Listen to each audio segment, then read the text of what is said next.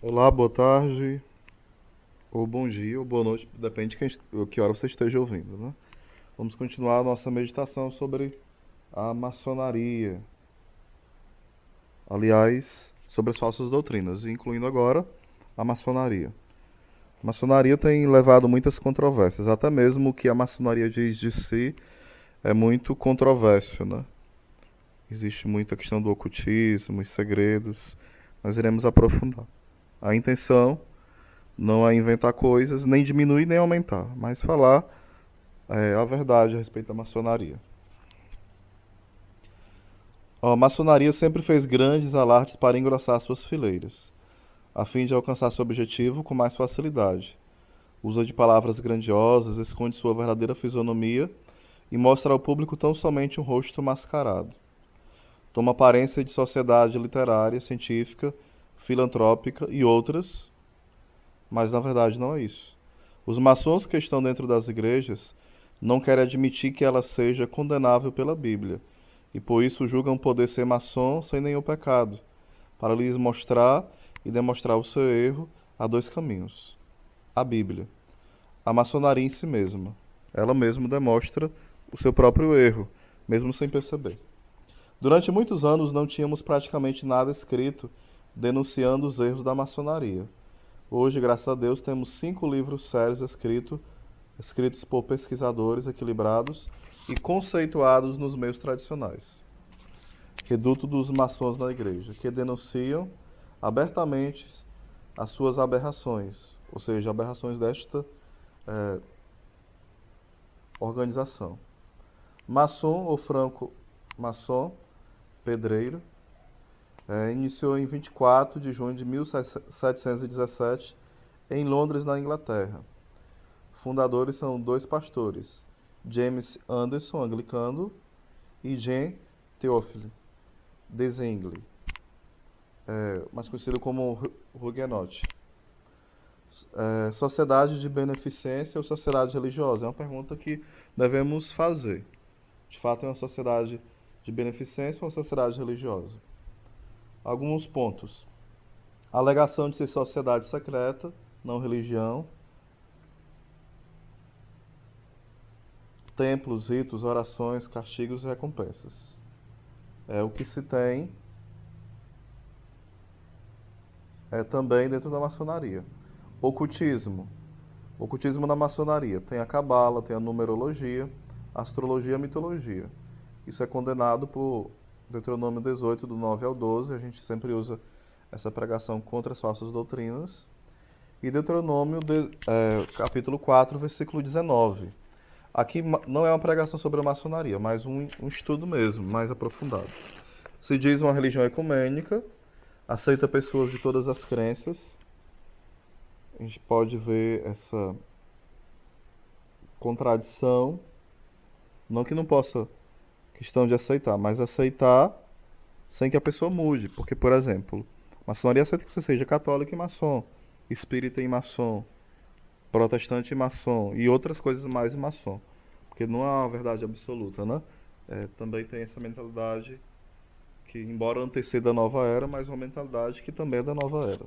A Gênesis 4, do 3 ao 7, e Amós capítulo 3, versículo 3, condena esse tipo de pensamento. Os ensinos religiosos sobre o uso da Bíblia. As três grandes luzes, a da Bíblia, a do esquadro e a do compasso. A Bíblia como símbolo da vontade de Deus e objeto de decoração da loja. A Bíblia ao lado de livros pagãos, Alcorão, Vedas, Tripitaka, Livro de Mórmon. Isso é condenado pela própria palavra de Deus, segundo Timóteo 3, versículo 16, e 1 Tessalonicenses, capítulo 2, versículo 13. O uso da cabala na interpretação da Bíblia. Isso também é um outro erro.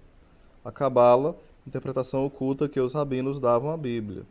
Segundo Coríntios, ou melhor dizendo, exatamente, segundo Coríntios 11, versículo 3, e Provérbios 30, do 5 ao 6, vai não dando margens para isso. Deus como grande arquiteto do universo. Quem é ele? G. G.A.DU, o grande arquiteto do universo, né? É a sigla. G.A.DU. Designa qualquer Deus, com D minúsculo. Tiago 2,19. O exemplo eclético de Salomão, 1 Reis, capítulo 11, do versículo 5 ao 7. Ou seja, que está condenando que Deus não é um arquiteto do universo. Esse conceito de Deus impessoal aqui vai mostrando que a Bíblia não aceita. O nome secreto no rito real, Arco de York, ou Jabulon. Jeová, Bu, Baal, Peor, On, o deus sol dos egípcios, ou Osíris. Ou seja, o nome Jabulon vem da soma, né? De Já, que os Jeová usam também um pouquinho. Bu, que é de Baal, Peor, e On, o deus sol dos egípcios, o Osíris. Ou seja, uma junção de tudo isso. Nós podemos refutar tudo isso sobre o nome de Deus, Isaías 42, versículo 8, e Salmo 115, o versículo 3 e 4.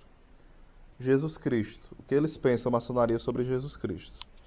É um fundador de religião igual a Maomé, Pitágoras e a outros fundadores de religiões. Qualquer um outro. Seja espírita, seja religiões orientais ou ocidentais, eles acreditam que é mais um fundador. Pregou a mensagem da verdade única, todos somos filhos de Deus e Deus é o Pai de todos. Seu nome é eliminado nas orações e leitura das escrituras na loja, ou seja, na loja maçônica não é o nome de Jesus, o Senhor dele, que prevalece. Contra isso, a Bíblia afirma o seguinte: 1 Pedro 2,5 e 2 Tessalonicenses 3,6 e 2 Tessalonicenses 3, versículo 12. Vai falar sobre a importância do nome de Jesus, do anúncio deste nome Salvador. Também, lá sobre Jesus, é proibida toda discussão sobre ele nas atividades da loja maçônica.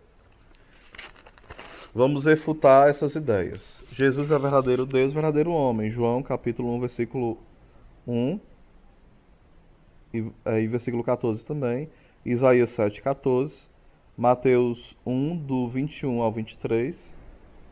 O próprio Jesus ensinou que devemos orar em seu nome. João 14, do 13 ao 14. A maçonaria se envergonha do nome de Jesus. Este nos mandou pregar o evangelho e todas as pessoas e disse que se alguém se envergonhar dele, ele também se envergonhará de tal pessoa. Mateus 28, versículo 19. Marcos 16, 15. Mateus 10, do 32 ao 33. Também na maçonaria tem a ceia mística, realizada na quinta-feira da Semana Santa.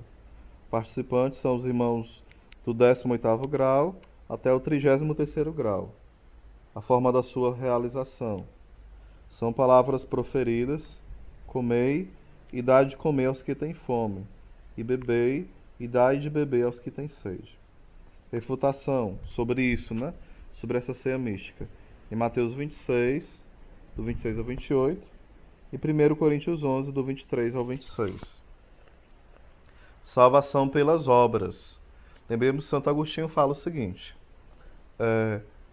nós não somos salvos pelas obras, mas sem elas nós não seremos salvos. Santo Agostinho ele vai dizendo aí para nós que as obras de fato são importantes, mas não são elas em si mesmas que nos salvam. É também uma ideia espírita que a gente vai sendo salvos pelas próprias obras, pelos próprios méritos em si mesmo. Isso é um grande engano. Se alguém quiser pensar isso, não se diga cristão, mas qualquer outra coisa, menos cristão. Continuando, né? Salvação pelas obras. O objetivo da maçonaria é cavar masmorras ao vício e levantar templos à virtude. O profano e a cerimônia de iniciação. O uso do avental e seus significados são esses: pureza de vida e conduta, de coração e consciência. Devemos refutar isso com as seguintes citações. Efésios 2, do 8 ao 9, vai refutar a salvação somente pelas obras, né? Romanos 3, do 23 ao 24, Romanos 11, versículo 6, Gálatas 5, versículo 4 e Romanos 10, do versículo 1 ao 3. O patrono, também é outra expressão que tem na maçonaria. São João Batista e o evangelista João Marcos e João da Escócia. Não é possível ser cristão e maçom ao mesmo tempo. É a conclusão que nós podemos chegar. Existem pelo menos três razões pelas quais o cristão não deve tornar-se maçom, ou em sendo renunciar à maçonaria: a mordomia do tempo, o mau exemplo, causar escândalo aos irmãos, os ensinos antibíblicos da maçonaria. Olha, existe uma forma da maçonaria também fazer o seu rito, né, de consagração, se podemos dizer assim, porque a palavra consagração é estar um só com o sagrado, é ser separado para, é um meio de santificação, né? Eu acho que a palavra não é mais exata essa, mas vamos usar como se fosse um rito, né, de oferecer-se na maçonaria. Geralmente é uma das formas, né? A pessoa fala eu, aí fala o seu nome, juro e prometo, de minha livre vontade, pela minha honra e pela minha fé, nunca revelar qualquer dos mistérios da maçonaria. Se violar este juramento, seja-me arrancada a língua, o pescoço cortado. E vai falando mais coisas, né? Sendo declarado sacrilégio para com Deus. Nessa hora vai falando várias coisas, né? Sobre ainda guardar o segredo. Objeções a esse juramento, nós podemos fazer algumas objeções que refutam esse juramento. Porque Jesus proíbe esse juramento em Mateus 5,30, também Tiago 5,12. Também Jesus fala para nós que aquilo que nós ouvimos, né, em segredo, ouvimos em parábolas, nós devemos contar em cima dos telhados, né? A maçonaria tem essa prática do ocultismo, do segredo. É interessante que o segredo é contado em partes até por próprios maçons em seus livros, né? Então aqui não tem mal nenhum em estar comentando algo sobre isso, porque os mesmos também falam, embora coisas contraditórias sobre eles. Outra coisa dentro do juramento que nós podemos objetar: o nosso corpo pertence a Deus e não pode ser entregue a uma sociedade secreta de caráter mundano. Lá em 1 Coríntios 6, do 19 ao 20, fala isso. O juramento também estabelece uma fraternidade indissolúvel de crentes com fiéis. 2 Coríntios 6, do 14 ao 17, versículo 14 ao 17, condena essa prática de forma clara. Até mesmo no Antigo Testamento já se proibia a promessa de guardar segredos que ainda se ignora. Levítico capítulo 5, versículo 4. Blasfêmia. Os maçons apropriam-se em seus rituais de títulos e ofícios que pertencem exclusivamente a Deus. Eu sou o que sou, Emanuel, Jeová e Adonai. Isso podemos entender como blasfêmia. Pois a palavra de Deus em Êxodo 20, versículo 7, condena isso.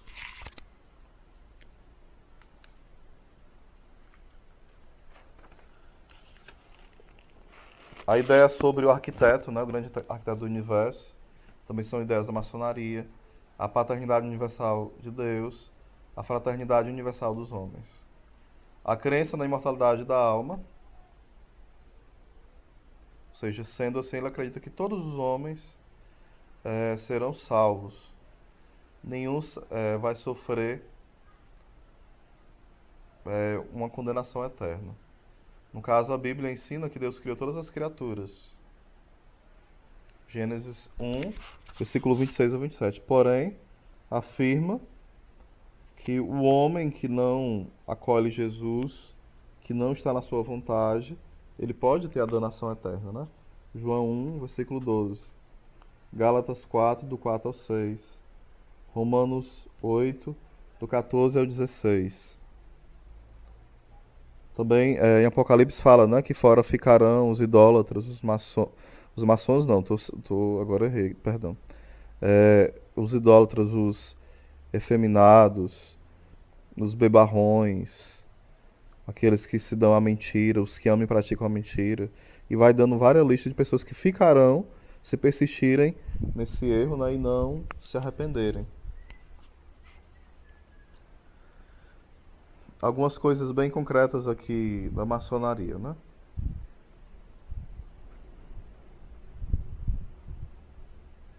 Aqui fala sobre a questão no Brasil, como é tida a maçonaria, daqui a pouco nós veremos.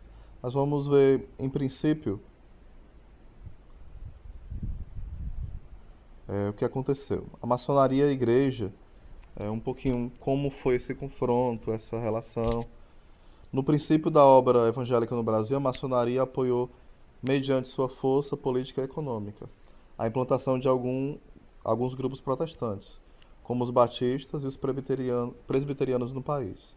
Esse apoio ajudou os pioneiros protestantes a conquistarem um espaço numa cultura predominantemente romanista. Isso significa que o apoio da maçonaria teria sido indispensável ao sucesso das igrejas protestantes. Ou poderia Deus ter usado outros meios como seus instrumentos? A Bíblia está repleta de exemplos de como Deus utilizou pessoas incrédulas para o cumprimento de seus propósitos em relação ao seu povo. Isaías 45, do 1 ao 4, e Jeremias 25, versículo 9. Também Jeremias 27, do 6 ao 8.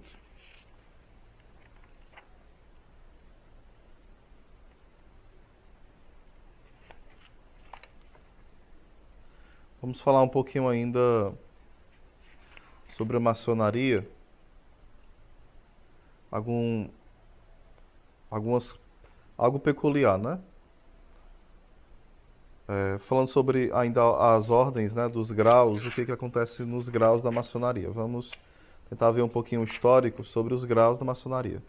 O primeiro grau, ele é consagrado à fraternidade dos irmãos, união dos irmãos. Porque a maçonaria ela vai se dividindo em 33 graus, né? O segundo grau se refere à exaltação do trabalho e o estímulo da fraternidade também, ser solidário com o irmão, a filantropia, né? O terceiro grau é mais a questão sobre o ensinamento da vida que nasce da morte, né? Do quarto grau até o 18º é dedicado ao estudo da filosofia moral. Aí vai entrar também a Rosa Cruz, né? Que é outra falsa religião que entra na maçonaria. Já do 19º ao 30º grau vai dedicar o estudo aos problemas nacionais e os problemas também humanitários. Do 19º ao 22º também trabalha aspectos ligados à economia. Do 23º ao 26º, aspectos ligados à organização da sociedade. O 27º ao 33º, aspectos ligados à arte, ciência, religião e à filosofia. O 31º e o 32º grau vai trabalhar também a questão dedicada ao bem público, a questão civil, a questão política também. E o 33º grau, que é o maior grau, o cume, né? Vai tratar sobre hierarquia de caráter administrativo com tendência em grau superior. A gente vai entender um pouquinho melhor depois isso. Alguns ritos dentro da maçonaria. Vamos ver alguns símbolos, né, maçônicos. Talvez se não der tempo a gente não vai ver hoje ainda por enquanto como é no Brasil, né? Depois a gente pode ver. O compasso é considerado um símbolo da espiritualidade e do conhecimento humano. Sendo isto visto como símbolo de espiritualidade, sua posição sobre o livro da lei varia conforme o grau. No grau de aprendiz, ele está embaixo do esquadro, indicando que existe, por enquanto, a predominância da matéria sobre o espírito. O que é o esquadro? O esquadro é o primeiro instrumento passivo e companheiro por excelência do compasso, é o esquadro. A trolha, né? Ou colher de pedreiro. Trata-se de uma espécie de pá achatada com a qual os pedreiros assentam e alisam a argamassa, sendo um instrumento neutro. Deve ser visto como símbolo da tolerância. Símbolo de amor fraternal. Símbolos também que deve ser entendido também como símbolo de paz entre os irmãos. O avental é símbolo do trabalho e a parte principal do vestuário maçônico. Também a pedra bruta simboliza a inteligência do aprendiz maçom, ainda rude, porque com os vestígios do mundo profano está apenas iniciando sua aprendizagem nos mistérios da maçonaria. O malho e o cinzel, a primeira representa nossas resoluções espirituais, e o cinzel de aço representa a vontade executiva. O malho insígnia do mando, vibrado com a mão direita. A pedra cúbica, ela simboliza também a disciplina, né?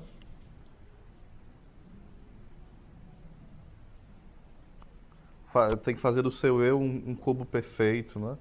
A pedra deve ser polida, como a mente da pessoa deve ser polida também. Ou seja, a pessoa está pronta a ajudar também nesse processo de evolução do mundo. Também tem outros símbolos aqui maçônicos, né? Na hierarquia dos dois cargos, logo abaixo do venerável mestre, que juntamente com ele dirige os trabalhos da loja. Então, o Maio é sinal também da autoridade dentro da maçonaria. É um instrumento de discernimento e de lógica, né?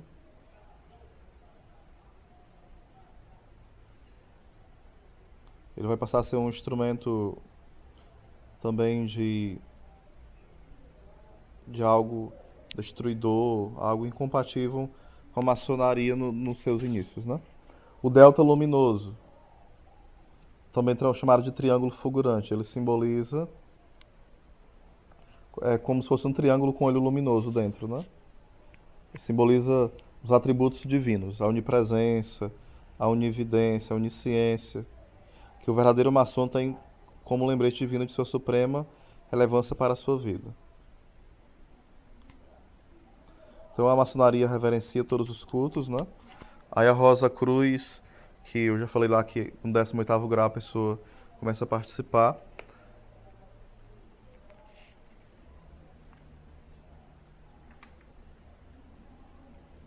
A questão do ecumenismo também, que eles aceitam, né? Também a questão do misticismo que entra lá.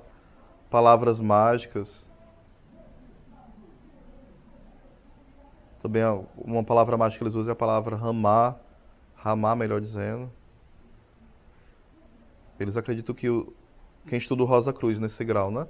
Existem palavras que, de certa forma, devem se repetir, que vai ter influências mágicas, influências sobre a vida da pessoa.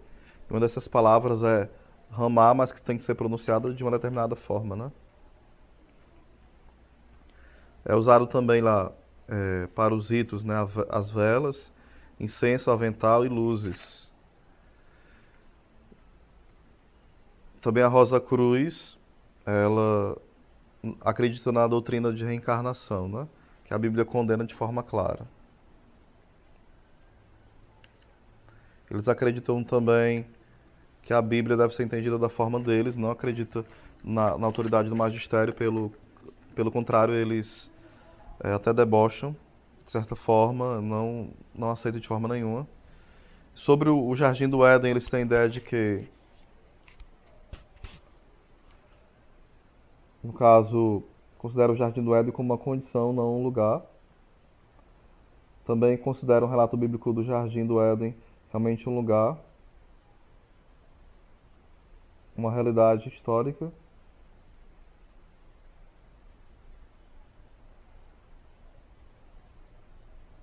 Pronto. O que é que eles ensinam? Vamos lá aqui, né?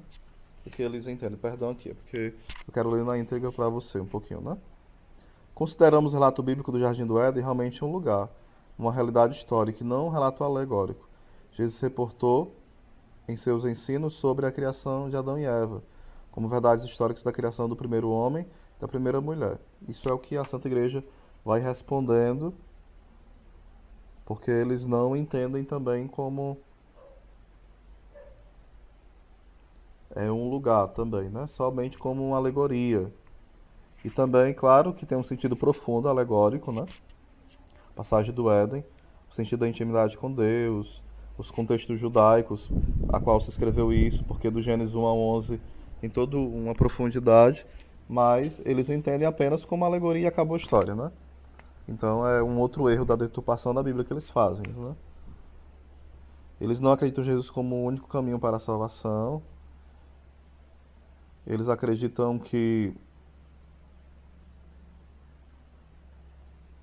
não falou essa frase no sentido pessoal, mas apenas como um líder divino, né?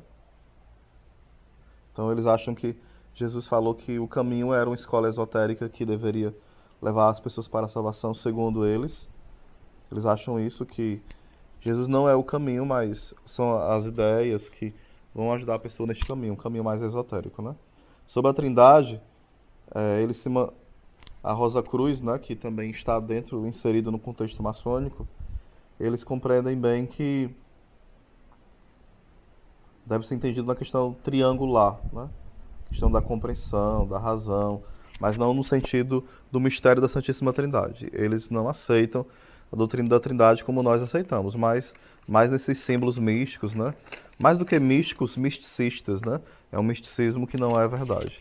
Eles acreditam na questão do ser humano que vai evoluindo, mas não uma evolução como a gente pensa, mas uma evolução pelo racionalismo, evolução de outras formas quaisquer, dentro do ocultismo, né? Cerimônias e práticas, né? Tem o ritual de aposição do nome, o ritual de matrimônio e o ritual fúnebre. Rituais anuais, tem o ritual juvenil e por aí vai. Tudo isso são influências da Rosa Cruz, né? E tudo isso está dentro também do pensamento maçônico. Você viu que aqui tudo isso é contraditório com a igreja ensina. Aqui eu não queria entrar muito nessa condição do satanismo ligado à maçonaria, mas a gente em outro momento pode aprofundar essa questão, né? Esse ocultismo, as práticas ocultas. Então, essas religiões elas têm uma certa ligação. As falsas religiões, melhor dizendo, né? Ter esse cuidado. Então, todo maçom, ele não pode, não está apto a comungar. No Código Antigo, de 1900, antes de 1983, os maçons eram de forma automática excomungados. Hoje, no Código de 83, reformulado pelo Papa João Paulo II, os maçons continuam também com algumas objeções a essa prática, né? Quem é maçom não pode ser católico. E quem é católico também não deve ser maçom. Então, quem se diz católico e entra na maçonaria, ele não pode, pelo atual código, não pode comungar. Embora ele não esteja excomungado, mas ele está ferindo a comunhão, a obediência, né, da igreja. Então ele não pode comungar até se arrepender e confessar. Isso é um pouquinho sobre a maçonaria, o assunto é vasto. Poderia levar horas para explicar mais coisas, mas a gente pode continuar esse assunto um pouquinho mais tarde, tá bom? Um grande abraço a todos.